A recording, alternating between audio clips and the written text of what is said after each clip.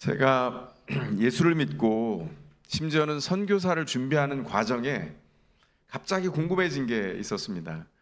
불교가 어떤 구조로 선불교가 이루어지나가 궁금해졌어요. 무엇 때문이었냐면 그 사람들이 도를 쫓아가는 그 구도자의 자세와 몸부림이 우리가 배울 만한 부분이 분명히 있다는 생각이 들었습니다. 거기에 더 관심이 있어서 불교를 믿겠다 이게 아니고요. 그런 구도자의 자세가 뭘까 궁금했습니다. 그렇게 해서 여러 권의 책을 읽다가 그 책을 읽은 중에 여러 기억이 남아있는데 묵상을 하며 말씀을 준비하다가 한 에피소드가 떠올랐습니다. 임진왜란 때 스님들이 승병으로 나서서 왜적을 물리치는 일에 이름을 떨쳤죠. 그 중에 한 사람이 사명당이라고 하는 스님입니다.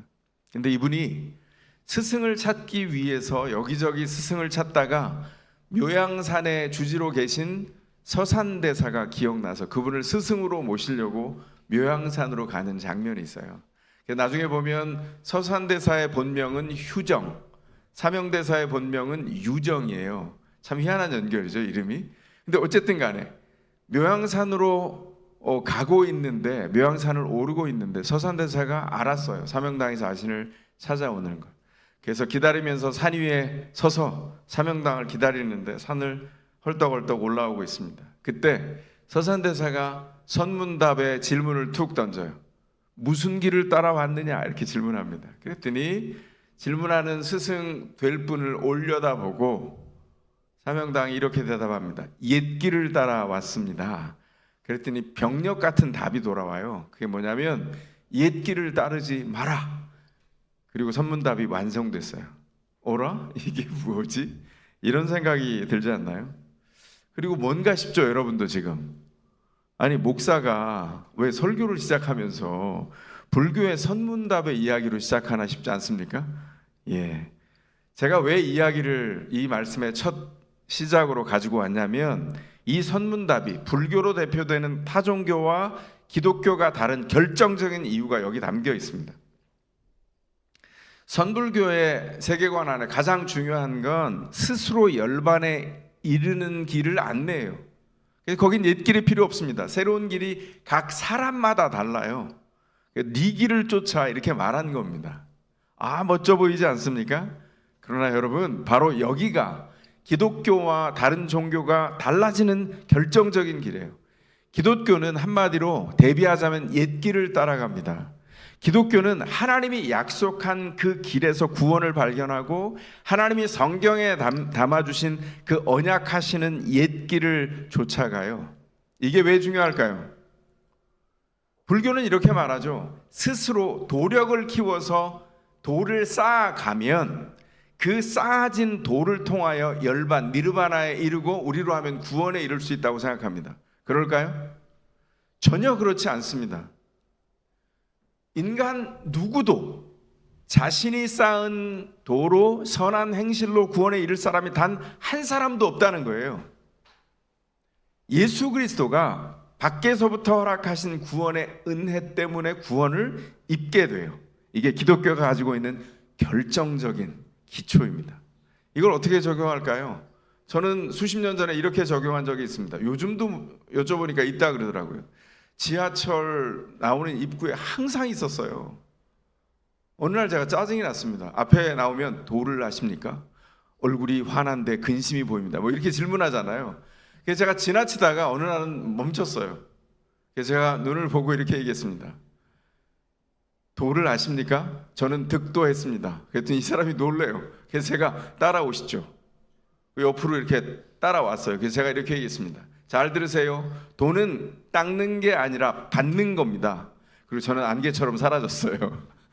너무 화가 나서 그렇게 했지만 제가 대답한 그 대답은 기독교가 가지고 있는 세계관이에요.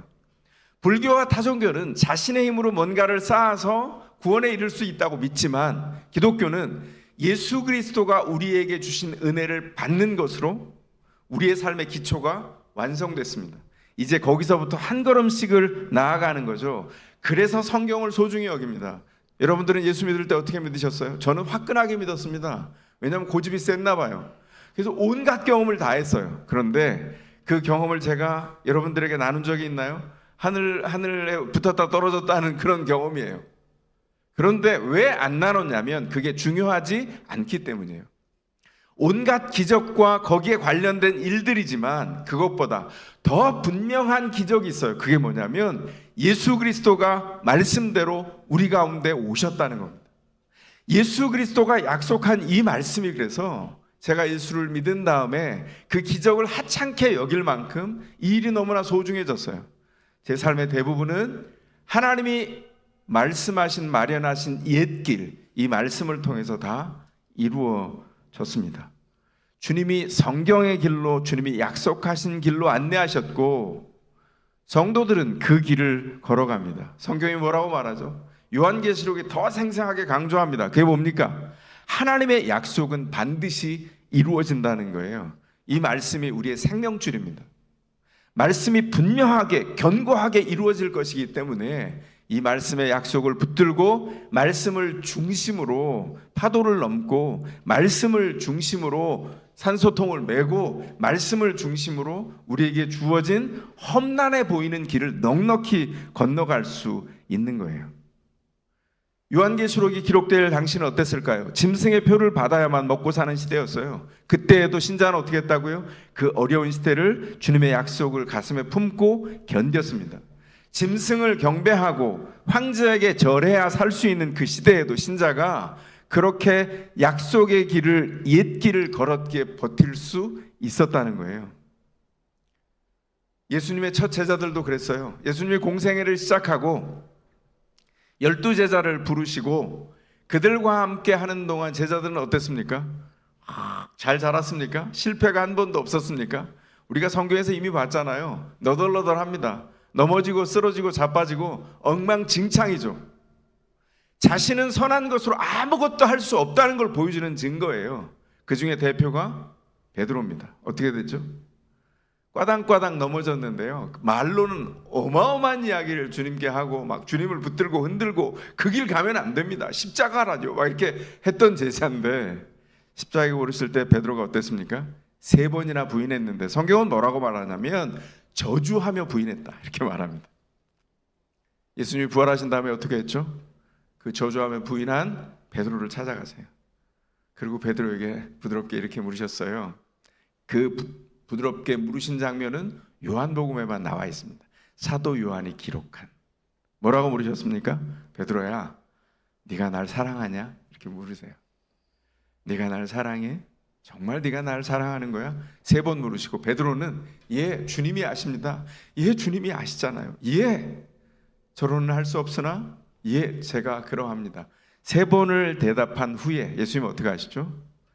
그 대답 위에다가 그래, 내 양을 먹여라, 내 양을 이끌어라, 내 양을 쳐라, 이렇게 말씀하고 새로운 사명으로 이전에 배신했던 모든 것을 털어낸 새로운 사람으로 새로운 사명을 입혀주셨어요. 너무나 드라마틱한 장면이죠. 그런데 요한복음의 희한한 재미난 장면이 그 뒤에 바로 연결되어 있어요. 자, 이렇게 새로운 사명을 입었습니다, 베드로가. 그런데 그렇게 가다가 뒤를 돌아다 봐요. 뒤를 돌아다 봤더니 거기 누가 있냐면 예수님이 사랑하시던 제자가 있어요. 요한복음이 그렇게 기록합니다. 예수님이 사랑하시던 제자, 다른 복음서에 없는 표현이죠. 누굴까요? 바로 사도 요한 자신입니다. 예수님이 사랑하시던 제자가 있는 걸 보고 궁금해졌습니다, 그의 운명이. 그래서 예수님께 묻습니다. 주님, 이 사람은 어떻게 됩니까? 이렇게 물었어요. 그랬더니 요한복음에서 예수님께서 어떻게 답했는지 그 사랑하시던 제자인 사도 요한이 기록을 해놨어요.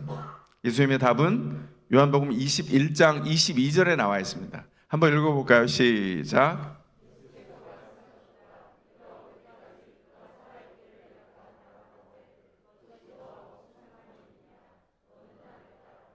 무슨 말이죠? 핵심은 너는 나를 따라라, 그 말에 있지만 앞에 어떤 내용이 있습니까? 베드로야, 옆 사람 궁금해하지 마. 그 사람은 그 사람의 길이 있어. 너희의 길이 어떤 건지 궁금해해야지 옆 사람 궁금해하지 말고 너나 잘해, 이렇게 설핏 야단 맞은 거예요. 그리고 나서 어리석은 질문 쓸데없는데 마음 뺏기지 말라 하시고는 다만 온 마음을 다해서 예수님을 따르라고 그렇게 말씀하세요. 예수님의 구원을 입은 사람의 삶의 목적은 동일합니다. 뭘까요? 예수님을 따라 사는 겁니다. 세상에 살지만 예수로 인하여 구원받은 사람들은 예수님을 따라 사는 거예요. 너무나 다 잘 알고 있는 것 아닙니까? 이렇게 묻죠. 예수를 따라 사는 것이 무엇인지를 분명히 기억한다면 우리의 고민의 대부분은 사라질지도 모릅니다. 왜요? 예수를 따라 산다는 건 예수를 만난 인생 그 자체가 대역전극 안으로 들어왔다는 것을 아는 것입니다. 예수를 따라 산다는 건 이전과 완전히 달라진 인생을 사는 걸 의미해요. 이전에 절망해서 죽을 수밖에 없었던 삶을 소망으로 새롭게 붙들어 주셨기 때문이죠. 우리의 삶은 예수 안에서 완전히 달라졌습니다. 우리가 달라진 게 아니라 예수가 우리를 이끄셨기 때문에 달라졌어요. 여기까지를 기억하고 오늘 우리 본문을 봐야 합니다. 사도 요한의 환상을 봅니다. 그 환상 속에 어린 양이 어디 계시죠? 시온산 위에 우뚝 서 계십니다. 근데 시온산에 우뚝 서 계신 어린 양 옆에 누가 있습니까? 14만 4천 명이 그 곁에 서 있어요. 요때가 언제라고요? 우리가 12장부터 묵상해 왔습니다. 요때는 언제냐면 바닷가에 용으로 대표되는 그 사탄이 계속 서서 유혹하고 위협하고 있을 때예요. 그때 어린 양은 어떻게 한다고요? 시온산에서 통치하십니다. 시온산은 성경이 약속한 하나님의 통치의 좌소예요. 시온은 하나님의 임재와 양육과 인도하심이 있는 곳입니다. 예수께서 성령을 교회에 보내셨습니다. 어디 나와 있죠? 사도행전에 나와 있어요. 성령이 교회에 임한 다음에 예루살렘에 있는 성전은 벽돌로 지어진 성전이 이제 더 이상 성전이 아니게 되었죠. 그걸 사도행전이 우리에게 보여주잖아요. 보면 사도행전 3장에 보면 베드로와 요한이 올라가죠. 기도의 좌소인 벽돌집으로. 그게 성전입니다. 근데 올라갈 때 미문에 앉아있던 일어나지 못하는 장애인이 돈을 달라고 손을 내밀 때 뭐라 그러죠? 나에게는 은과 금이 없지만 내게 있는 나사렛 예수 이름으로 명하노니 일어나 걸어라. 일어나 걸었어요. 하나님의 임재가, 하나님의 사람이 있는 그곳에 임했다는 증거입니다. 이후에 어떻게 됐을까요? 성전이 아니라 베드로가, 사도들이, 교회가 함께 모인 그 밖에서 역사가 일어나요. 솔로몬 행각에서 말씀이 전해지고 사람들이 회개하고 돌아오는 일들이 계속돼요. 임재가 어디 있다고요? 그 벽돌로 지어진 성전이 아니라 신자가 모인 곳에 있어요. 주님의 임재가 교회에 있습니다. 예수님께서 우리와 함께 서 계십니다. 14만 4천은 누구였습니까? 우리가 7장에 봤던 것처럼 그들은 구원받은 교회, 구원받은 백성이었어요. 교회 이마에는 짐승의 표가 아니라 어린 양의 이름과 그 아버지의 이름이 적혀 있습니다.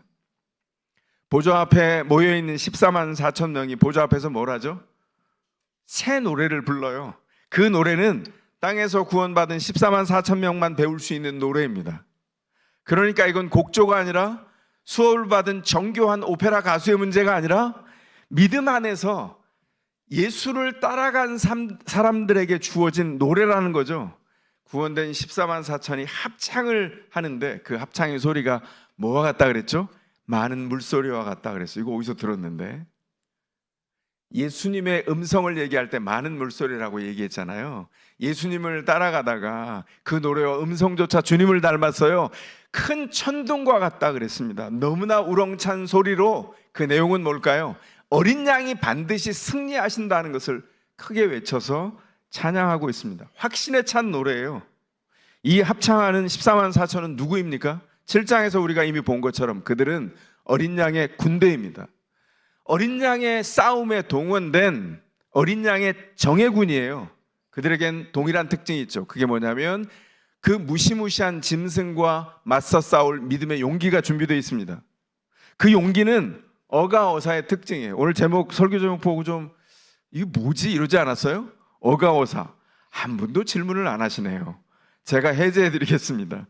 본문에 나와 있는 어린 양이 가는 곳이면 어디든지 따라다니는 사람, 그걸 추격했습니다.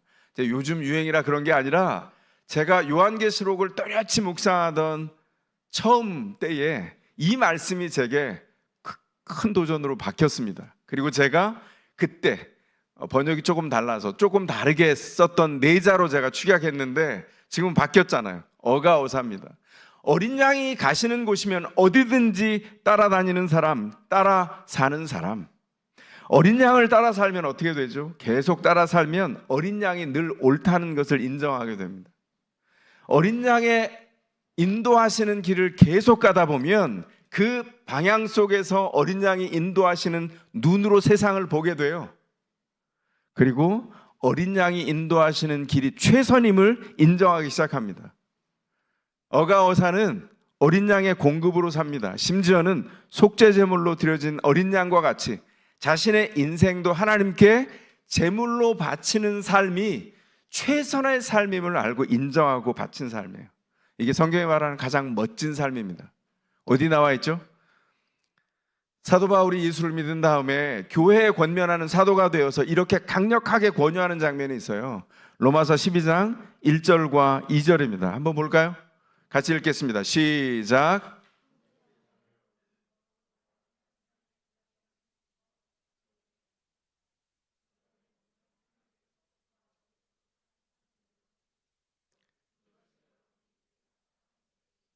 이 절로 넘어가 주세요. 예.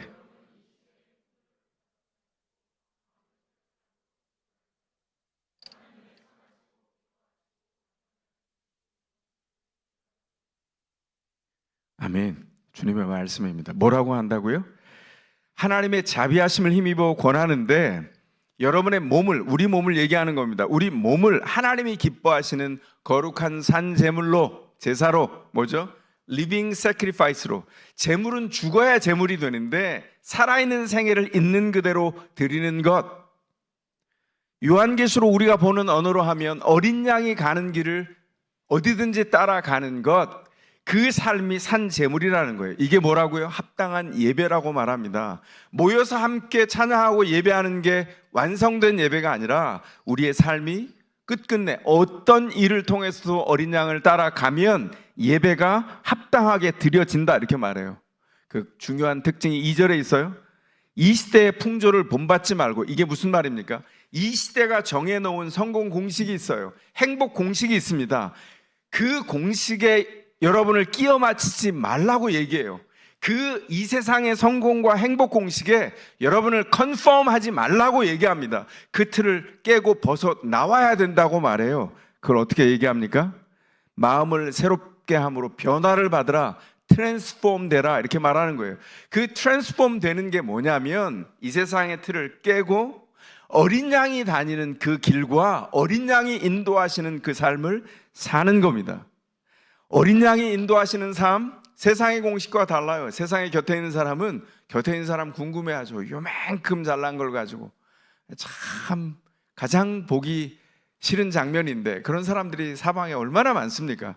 요만큼을 가지고 자랑하죠. 그런 비유가 상하기도 합니다. 왜냐하면 내가 세상 안에서 열심히 살았거든요. 세상의 공식에 안 맞는다 생각해서 마음이 낙담하기도 합니다. 근데 속지 마십시오. 우리는 이 세상의 성공과 행복 공식에 컨펌되는 그 풍조를 본받는 사람이 아니라 그걸 깨고 변화를 받아 마음을 새롭게 하여 그리스도가 이끄시는, 어린 양이 이끄시는 길을 가도록 인도함을 받은 사람이라는 거예요.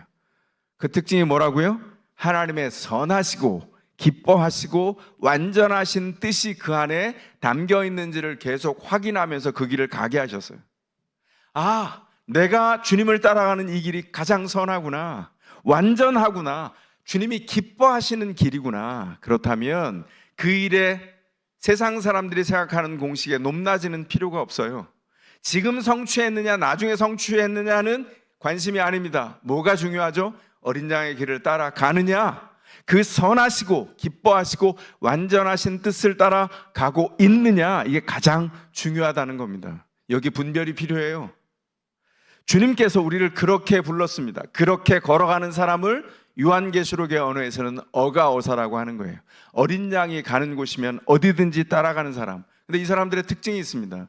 성경이 이상하게 사실은 좀 의역을 해놔서 오해가 될 수 있는 부분이라 4절, 그들은, 어가오사는 여자들과 더불어 몸을 더럽힌 일이 없는 정결을 지킨 사람이다, 이렇게 말하는데 이게 무슨 뜻일까요? 어가어사는 성관계를 자제합니다. 어떤 일을 위해서? 어린 양의 영적 전투에 참여하는 것이 우선이기 때문에. 그런데 이걸 오해하시면 안 돼요. 아, 예수님을 따라 구원된 삶을 사는 건 독신으로 사는 거구나. 아니고요. 아, 예수님 믿는다는 건 결혼한 다음에도 성관계를 자제해야 되는구나. 아니고요. 그 안에서 하나님의 목적을 따라 사는데 비유로 가장 중요한 건 뭘까요? 영적 전투의 승리, 어린 양을 따라 나서는 길이 삶의 우선순위 1번이 되었다는 뜻입니다. 그러니까 내가 세상에서 기뻐하는 굉장히 큰 기쁨 중에 하나가, 아주 말초적인 기쁨 중에 하나가 성적인 기쁨이라면 그것은 결혼 안에 허용됐지만 결혼 안에서도 그 기쁨은 어린 양 예수 그리스도와 교제하는 기쁨에 우선하는 기쁨에 밑에 복종돼야 한다는 거예요. 이 심오한 이야기가 이 안에 들어 있습니다. 그럼 어떤 일을 얘기하고 있는 거죠? 어가어사는 기쁨의 우선순위를 어린 양께 맡긴 사람들입니다. 어떤 걸까요? 어린 양을 통해서 모든 기쁨과 슬픔의 의미를 재구성한 사람들이에요. 세상의 틀거리로 사는 사람은 돈 잘 벌고 지금 성공하고 몸 튼튼하고 가진 거 으쌰으쌰 과시할 만큼 좋아야 되잖아요. 오늘 그런 것 없고 몸에 병들고 사실은 내가 원하는 승진 못하고 지금 현재 통장에 내가 원하는 만큼 돈이 없고 염려할 만한 수많은 상황이 있을 때 그러면 어떨까요? 세상의 기준으로 하면 슬프죠. 그런데 그 슬픔을 슬픔이 아니라 어린 양을 따라가며 이것이 슬픈 일이 아니라 주님 앞에 믿음의 과정으로 어떻게 쓰여야 되는지를 확인하고 슬픔이 아닌 기쁨으로 바꾸어내는 의미의 재조정을 거룩하게 해낸 사람, 이 사람이 어가어사라고요. 속으면 안 되는 게 세상에 같이 살면서 교회가 세상의 상점과 커피숍과 병렬로 있으니까 예수 그리스도의 은혜도 병렬처럼 있어서 커피를 마시듯 그 커피가 그 커피숍이 성공하듯 병원이 성공하듯 교회가 그 논리로 성공해야 된다고 믿으면 우린 망하는 겁니다. 어떻게 하라고요? 이 세상의 틀에 행복과 성공의 공식을 깨고 그 밖을 나와서 어린 양을 따라가는 거예요. 인생의 과정은 다 다릅니다. 그런데 그 과정이 다 기쁘기만 할까요? 다 성공적일까요? 과정은 험난한 길이 들어 있습니다. 그런데 그 험난한 길이 예수 그리스도와 함께 걷느냐 아니냐의 극단적인 차이가 있는 거예요. 그 길을, 그 인생 길을, 그 험난한 길을 예수를 따라 걸으시겠어요? 아니면 혼자 한번 가보실래요? 성경이 이걸 질문하고 있는 겁니다. 짐승의 표를 받지 않고 그 핍박과 위협 속에서 벗어나는 길은 어린 양을 따라 어린 양이 인도하시는 길을 걷는 거예요. 그 과정이 결코 늘 폭신폭신하고 솜털처럼 부드럽다고 얘기하는 게 아닙니다. 인생은 그렇게 해서 완성되지 않아요. 과정은 험난할 수 있습니다. 그러나 예수가 함께 갑니다. 어떤 일이 벌어지죠? 끝끝내 그 과정을 통과하여 승리를 허락해 주실 거예요. 기가 막힌 건 이 어가어사가 다 아직 완성이 되지 않았다는 겁니다. 언제 완성될까요? 주님이 재림하실 때까지 수가 계속 늘어날 겁니다. 그런데 여기 이렇게 말해요. 어가어사는 하나님과 어린 양께 드린 첫 열매로 구원받은 사람이다. 무슨 말입니까? 이건 구약을 이해해야 돼요. 구약에서 하나님의 백성을 가리킬 때 너희가 약속의 땅에 들어가서 농사를 지으면 그 농사에서 얻게 된 첫 소출을 하나님께 드려라. 그러면 나머지를 주님께서 축복하실 거야. 첫 것을 다 드리면 왜 축복하시죠? 첫 열매를 하나님이 드세요? 아니잖아요. 첫 열매를 주님 앞에 드리는 건 어떤 표현이냐면 이 땅에서 나오는 모든 곡식이 하나님의 공급으로 이루어졌다는 고백이 그 안에 생생하게 들어있는 거예요. 첫 것을 주님 앞에 드리는 신앙을 제가 별명 붙였습니다. 첫것 신앙. 첫것 신앙을 가진 사람들은 주님이 수입을 얻게 하실 때, 추수 때에 풍작을 믿음으로 기대하는 사람들이에요. 그 사람들이 주님께 먼저 하는 일입니다. 수확의 첫 것을 드리죠. 그러면 첫 열매를 받으시고 추수 때에 주님께서 풍요하게 돌려주세요. 공급자가 오직 하나님뿐이시다를 믿는 자들이 얻는 복입니다. 그런데 그걸 사도 요한을 통해서 새롭게 그 개념을 발전시켰어요. 어떻게 됐다고요? 모든 사람들의 인생이 추수할 주님이 추수하실 밭입니다. 그런데 그 중에서 14만 4천 명을 첫 열매로 받으셨다고요. 이게 교회 허락하신 큰 격려, 큰 소망의 소식이에요. 어떻게 한다고요? 첫 열매 이후에 많은 열매가 돌아옵니다. 많은 사람이 어린 양을 따르게 될 거예요. 그래서 아직도 주님은 짐승을 대적할 어린 양의 군대를 모병 중이세요. 자, 이제 참여하자. 이제 너희가 가는 길에 슬퍼하고 공포스럽고 심지어 죽기까지 하는 그 짐승의 길이 아니라 어린 양의 길이 여기 마련되어 있으니 어린 양을 따라 인생을 걸어라, 이렇게 말씀하십니다. 어린 양이 가는 곳이면 어디든지 따라가는 어린 양의 승리를 함께 맛보지 않겠니? 우리 주님이 이렇게 물으시는 거예요. 그 길을 가지 않으시겠습니까? 성경이 우리에게 부드럽게 도전합니다. 어가어사의 일원이 되지 않으시겠습니까? 그런데 어린 양을 따라가면 어떤 일이 벌어지냐면 거짓 없는 삶, 거룩한 삶의 능력을 발휘합니다. 우리가 다 원하는 거죠. 5절도 또 오해할 수 있는 일입니다. 어가어사는 그들의 입에서는 거짓말을 찾을 수 없고 그들에게는 흠잡을 데가 없다, 이렇게 말합니다. 이걸 읽는 순간 어떤 생각이 들죠? 앞뒤 다 떼고 요 구절만 보면 어떤 사람은 도덕적으로 굉장히 고양돼 있어서 스스로를 구원할 수 있구나, 하나님이 그 사람을 인정하시는구나. 땡! 그런 사람은 없어요. 주님은 그런 사람을 인정하지 않습니다. 하나님을 의지하여 어린 양을 따라 걷는 사람이 그 길을 걷다가 부족하지만 흠잡을 데 없는 사람으로 점점점 변모되어 살게 되는 거예요. 이게 무슨 말일까요? 여러분은 안 그러세요? 여러분 가끔 자책하지 않으십니까? 여러분 가끔 아무도 없을 때, 혼자 있을 때, 배우자도 없을 때 너무 창피해서 스스로를 돌아보면서 칼을 가슴에 꽂으시고 비웁니다. 죄송해요. 송곳을 가슴에 꽂는 일 없어요? 저는 있더라고요. 저는 가끔 자책하는 유혹에 빠집니다. 스스로 자꾸 이런 질문이 떠오르는 거예요. 이거밖에 안 되나? 너 이거밖에 안 돼?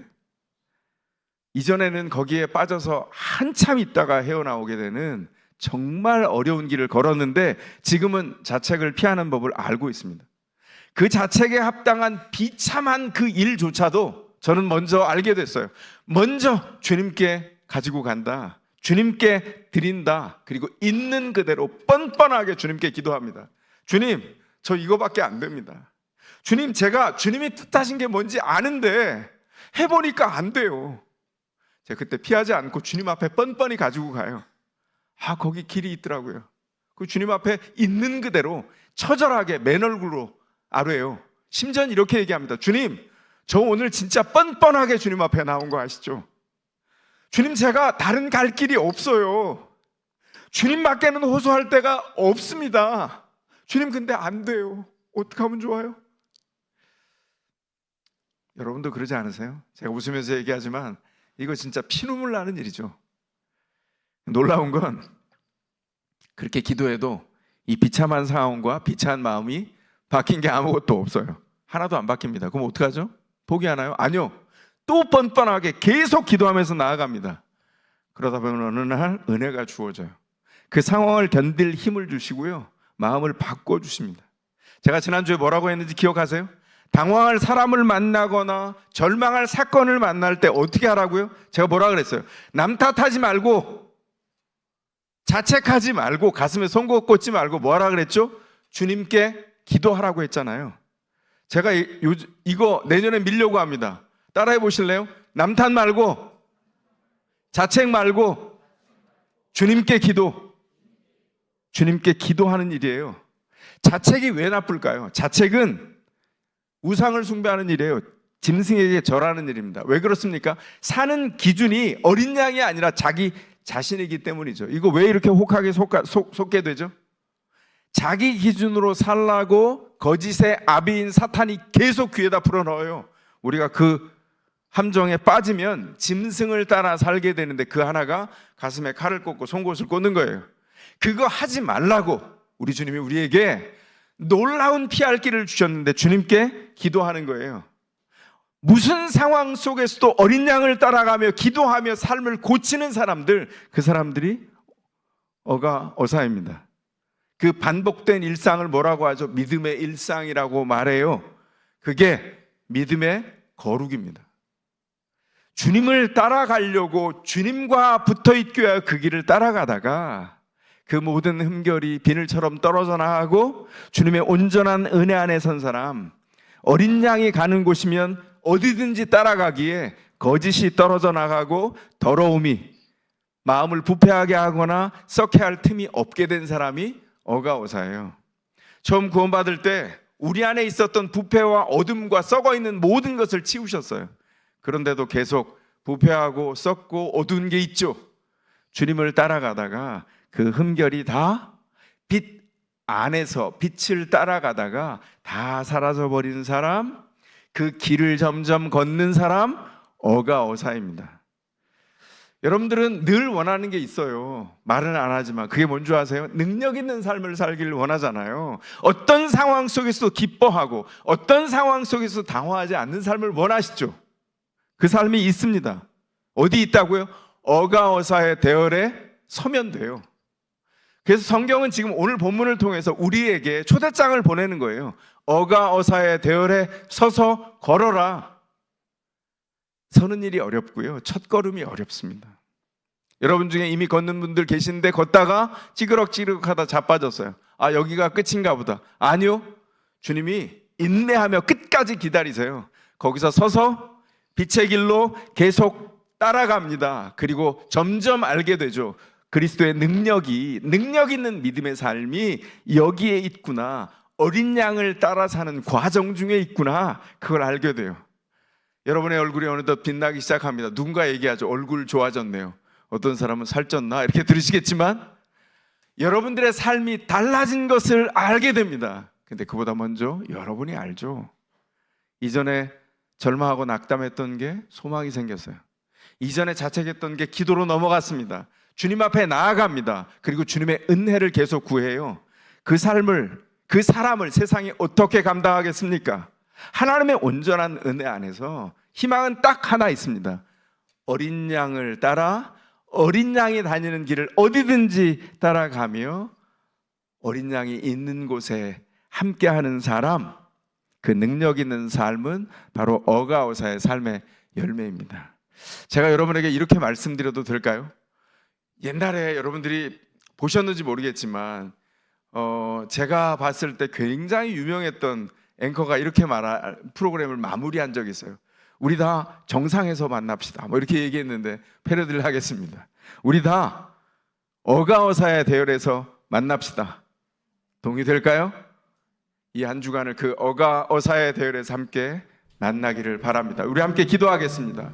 기도하실 때 여러분의 마음을 주님 앞에 물쏟듯 하여 기도하실 수 있었으면 좋겠습니다. 하나님께서 인도해 주셔서 삶에 부족함이 없는 사람 단 한 사람도 없습니다.